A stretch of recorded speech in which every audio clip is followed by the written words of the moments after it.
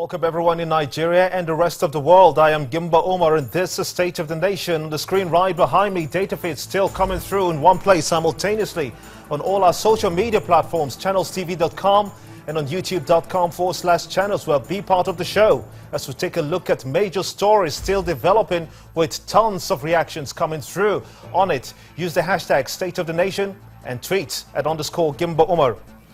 Well, the Kano State Police Command on Thursday confirmed the arrest of Yunusa Dahiru. The alleged abductor of underage Ese Oruru. Is there a moral justification in this singular act, Professor Joe? That would be a Professor Doctor. That would be Doctor. A doctor joins us at the moment in the studio. We're going to have more information about that. Dr. Kayode has joined me in the station now. I want to thank you so much indeed for coming on State of the Nation. Thank you for having me. What was your first impression when you heard about the story of the abduction of Ese? The interesting thing about Nigeria is when things start moving on social media, of course, there's no smoke without fire, but you really want to get to know the facts before you make a decision. And so when we heard about it, we wanted to know what's going on. Let's get the facts. And a group of us, we have a group of activists and superstars, celebrities that work together. And we decided to just do a fact-finding, on the issue. And then we got to know that, yes, she's already in Kano. Yes, she's already been converted. And so how do we get her? And of course, news came in with people with other organizations who are working over there in the north, and of course from Bayelsa State also. And information came and she was able to access her. And of course, it's not news. That's, we like hyping things, but the good thing about it is that social media is also helping with issues now. When something comes, whether people get the facts or they don't get the facts, but the issue is that it's going to trend. And so it goes, and that brings awareness to, okay, something is happening somewhere. So what is it? What is it? What is it? And so you want to get the facts. And it's a good thing Ese's story came out, but there are more than tens of thousands or hundreds of thousands of Eses happening in the country. Now the police, let's focus on this very situation. The police in Kano have arrested Yunusa, saying that he will be prosecuted for abducting a minor. What do you make of his arrest in the first place? The arrest of Yunusa Akayelo, as we found out to be his what will I call it now, his style name or guy name. It's interesting that it took that long for him to be found or brought out to the open. And it shows that there's still a lot that needs to be done with our police. There's still a lot that needs to be done with issues of investigation. Still a lot that needs to be done with the laws. The issue here is that we do have certain laws that would work for situations like this. But how effective is the implementation of the laws that we have?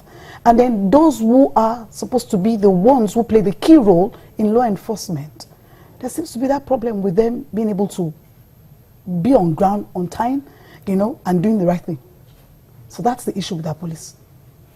So what do you expect to see right now? What will be the next step you expect to see? We're expecting that there will be some investigation into the police investigation. That is within the police force, within the system itself. There needs to be some checks and balances. Is caution, do you believe, thrown to the wind when it comes to this very situation, weighing the situation? Do you think that caution is being thrown to the wind as it affects Dahiru himself and Ese on the second hand? I wouldn't say caution is thrown to the wind. Whatever the story is, we're hearing it's supposed to be a love story. We're talking about a minor. And this man is not a minor. The impression we got later was he was a minor, or he's 18. That means just a young adult. But we're seeing this person and we're learning he's 25. He's not a baby. You can't just walk. I'm a mother. You can't walk into my home. My youngest is even 16. I can't expect anybody to walk in and pick my 16-year-old daughter and tell me that they were in love and then they've gone off to some faraway state for where I'm staying. So we need to be a society that is responsible. And I think the problem we have is that we We are not being responsible anymore. Morals have been thrown to the dogs. It's not an issue of Islam or Christianity. And that's most of the time, they try to bring religion into the situation so it becomes more of a religious issue. But that's not really what it is. Islam is not a useless religion. Neither is Christianity a useless or careless. There are ways things need to be done. And it's important that we need to begin to go back to the way we used to be, where the next person, we are a brother's keeper, where we are able to watch and say, what's wrong with your child over there? We need to get back to the basics. We are losing it. Values are being lost. Morals is gone to the wind. And so people are doing anything, just like the other cases you mentioned.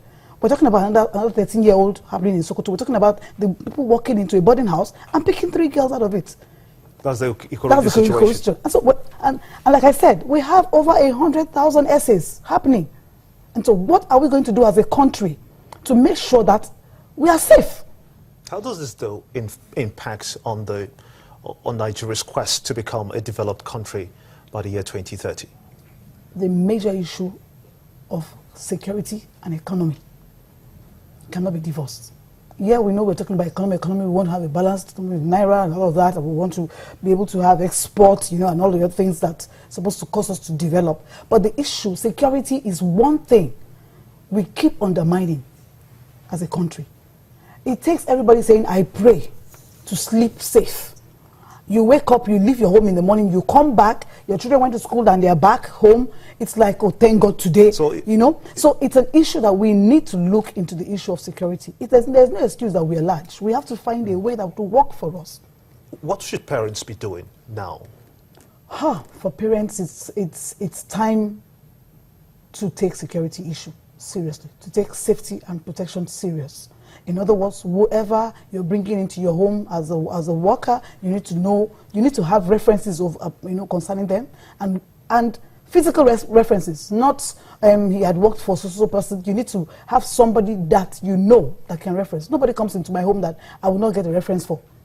That is even around me, even as an employee, even within my organization. If you're coming in, somebody must be able to recommend you that says, I know this person. That's number one. Number two is also to begin to teach our children to be careful. We need to let our children know that not everybody out there is a human being. There are people who have double minds. And we need to let them know, watch out for certain signs that children need to begin to watch out for. In other words, we're talking about schools now. Schools will begin to teach issue of security. We're going to start teaching issues of protection. And it probably very soon we'll start karate or some form of self-defense for our children in schools.